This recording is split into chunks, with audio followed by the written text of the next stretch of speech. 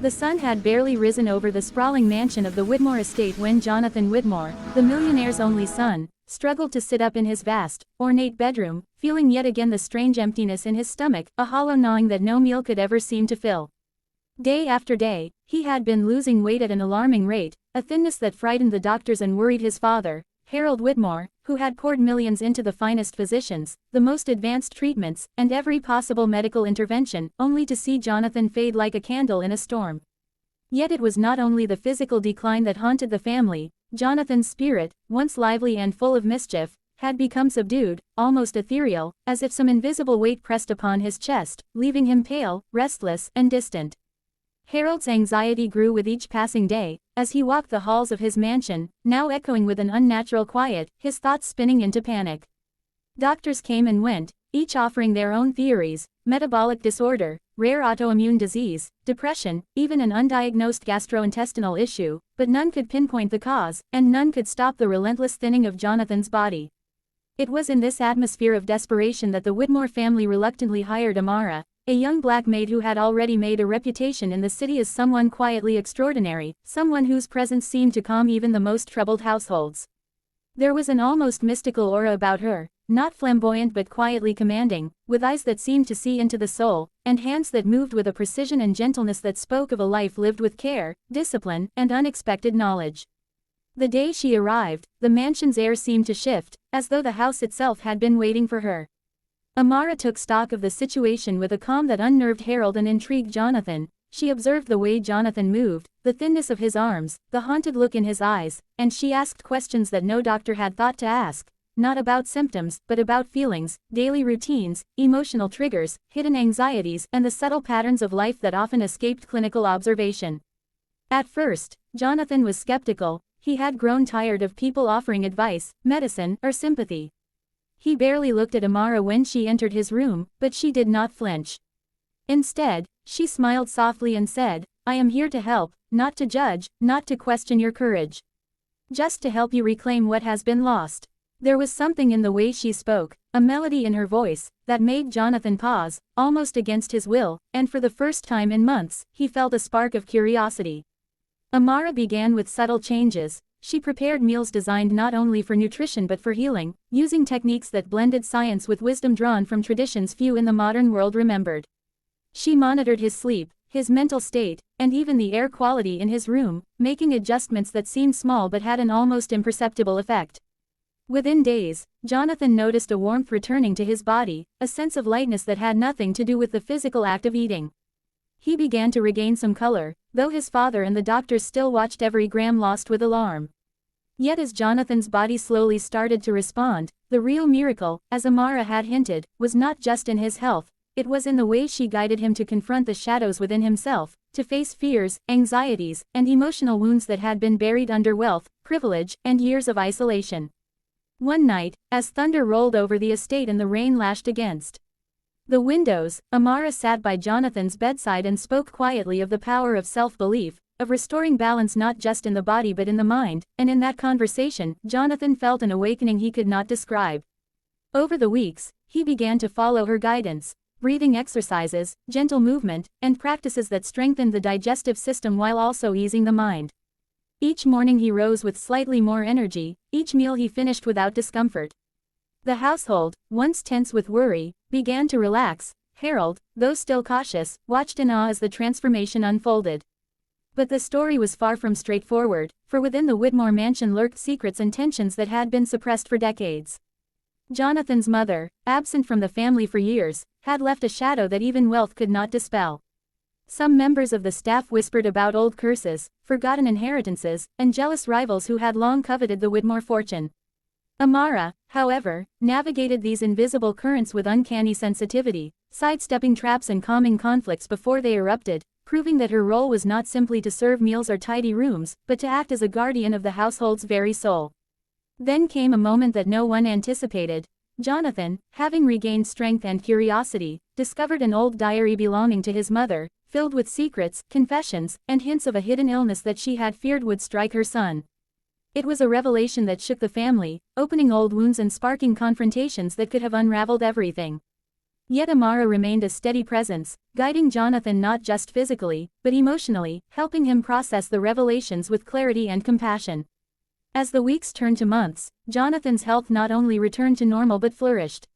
His appetite returned, his body filled out, and the spark of life he had lost was rekindled. Friends who visited were astonished at the change. Doctors scratched their heads in disbelief, unable to account for the recovery through conventional means. The miraculous element, as Harold admitted reluctantly, was not just Amara's knowledge or care, it was the holistic way she combined nutrition, emotional support, and an almost mystical awareness of the human condition. But just as peace seemed restored, a shocking twist emerged. Amara revealed that she had been keeping her own secret, a story of her past that intertwined mysteriously with the Whitmore lineage.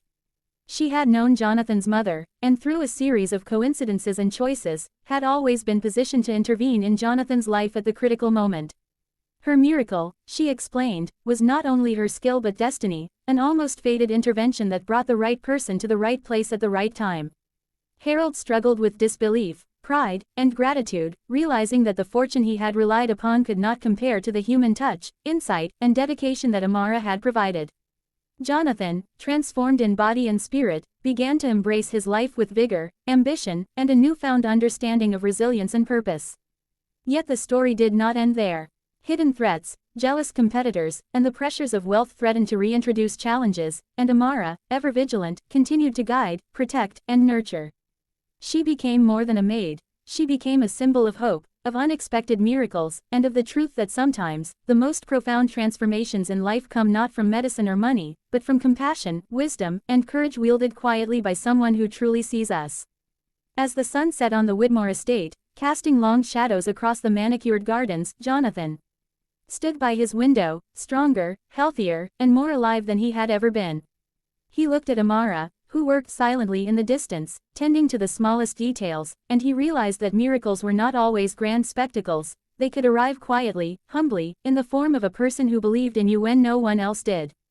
And in that moment, the millionaire's son, who had once been losing weight and hope every day, understood the profound truth of what he had experienced, that life, health, and spirit are interwoven in ways that defy logic, but can be healed, restored, and transformed by the right person at the right time. And that the miracle had been quietly at work all along, in the hands, heart, and mind of the black maid who refused to give up. The calm that had settled over the Whitmore mansion after Jonathan's recovery was deceptive, a fragile veneer over the tensions that still simmered beneath the surface. Even though he had regained his strength, his mind was no longer naive, and he began noticing subtle behaviors in those around him, furtive glances, whispered conversations, and the unmistakable sense that not everyone was pleased with the miraculous turnaround. Harold Whitmore, proud but anxious, tried to resume his usual routines, yet even his massive fortune could not shield him from the invisible currents of envy and resentment that swirled within his social circle. One evening, during a lavish dinner meant to celebrate Jonathan's health, a distant relative arrived unexpectedly, Victoria Harrow, a woman whose charm was matched only by her calculating demeanor.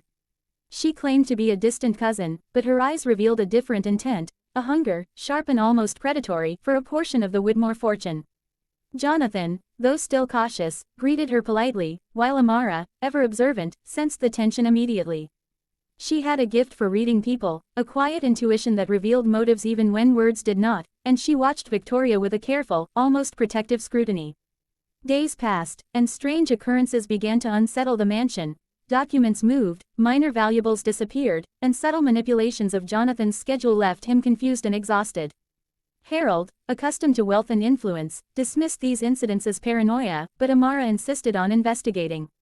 Using her network of contacts and her extraordinary ability to notice patterns, she uncovered a scheme designed to destabilize Jonathan emotionally and financially, orchestrated by Victoria and a small group of opportunistic allies within the household. But Amara was prepared, she had anticipated such moves. Quietly, she gathered evidence, reinforced security measures, and guided Jonathan in how to respond without revealing the depth of the threat. She trained him not only to protect his wealth but to protect his mind, teaching him resilience, discernment, and a calm assertiveness that grew from the lessons she had instilled during his recovery. Then came the most shocking revelation. Hidden in the mansion's archives was proof that Victoria's claim to the family fortune was fabricated. Even more astonishing was the discovery that a long-lost Whitmore heir, thought dead decades ago, had been living under an assumed identity, someone who could, if discovered, challenge Jonathan's inheritance and alter the family legacy entirely. The mansion, once a place of opulence and comfort, became a stage for intrigue, strategy, and the quiet battle of wits that Amara navigated with grace. Jonathan, now stronger in body and sharper in mind, learned to trust her guidance implicitly, watching as she orchestrated maneuvers that prevented the family from being blindsided. As the conflict escalated, Victoria made a bold move, attempting to manipulate Jonathan emotionally, appealing to his compassion and using subtle lies to create doubt about Amara's motives. Jonathan, though initially unsettled, sensed the inconsistencies. Amara, anticipating the manipulation, had prepared him with exercises in observation and reflection that allowed him to see the truth beneath the falsehoods. In a confrontation charged with tension, Jonathan exposed Victoria's deceit publicly, securing not only his inheritance but also demonstrating the growth, confidence, and wisdom that Amara had nurtured in him. Yet, even as one threat dissipated, another emerged from an unexpected corner. Whispers of financial betrayal, a hidden creditor with claims that could jeopardize the Whitmore estate, and a network of external manipulators eager to exploit any weakness. The mansion became a chessboard, with Jonathan, guided by Amara, making careful, strategic moves to protect his family's legacy. And in the midst of this, a quiet miracle persisted, the restored health, clarity, and resilience of Jonathan's spirit, which enabled him to navigate treachery, deception, and danger with courage he had never known he possessed. Through it all, Amara remained steadfast, a calming force and brilliant strategist, proving that her intervention had been far more than physical, it had been a transformation of mind, body, and circumstance. By the time the second chapter of their story drew to a close, the Whitmore estate had survived threats from within and without, and Jonathan had emerged not merely healthy, but empowered, aware of the fragile, complicated web of wealth, family, and human ambition, yet ready to face the future with wisdom, strength, and the knowledge that true miracles, like Amara herself, were rare, invaluable, and capable of altering the course of a life forever.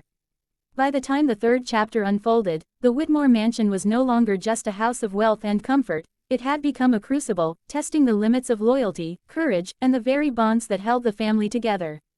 Jonathan, now fully recovered, both in body and spirit, had grown into a young man of rare insight, tempered by the trials of sickness, fear, and deceit that had once left him fragile and almost invisible.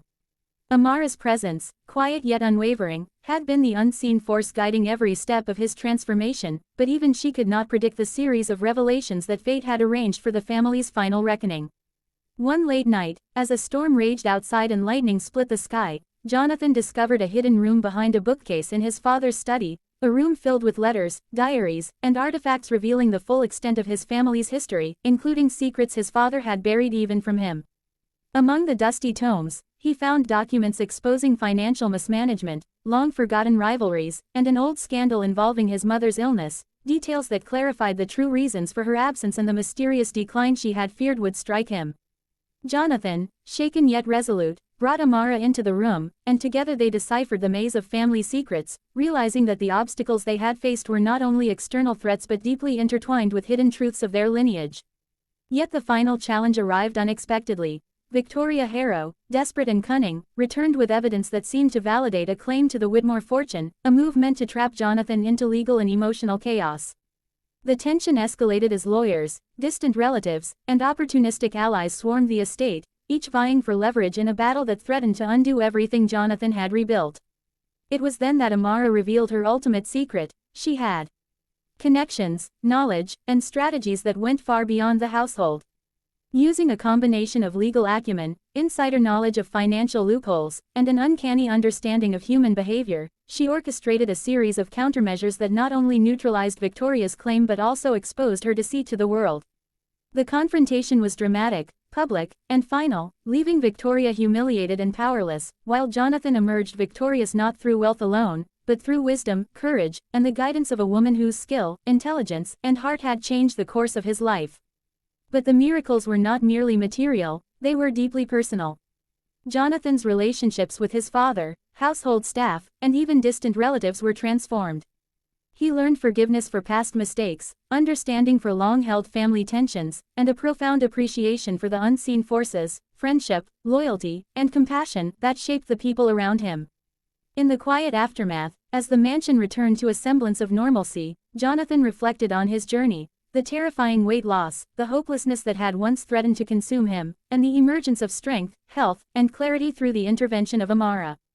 Her role, though labeled as a maid by some, had been infinitely more. She had been guardian, healer, strategist, and mentor, the human embodiment of a miracle that defied logic yet fulfilled destiny. Then came the final revelation, one that neither Jonathan nor Harold could have anticipated. Amara's past was entwined with the Whitmore legacy in a way that hinted at fate, as if the universe itself had conspired to place her at the precise moment of need. She disclosed her family's connection to Jonathan's mother, a lineage of wisdom, healing, and insight that had remained hidden for generations. The realization left the family awestruck. The miracle had been centuries in the making, a convergence of heritage, timing, and human will that no wealth could replicate.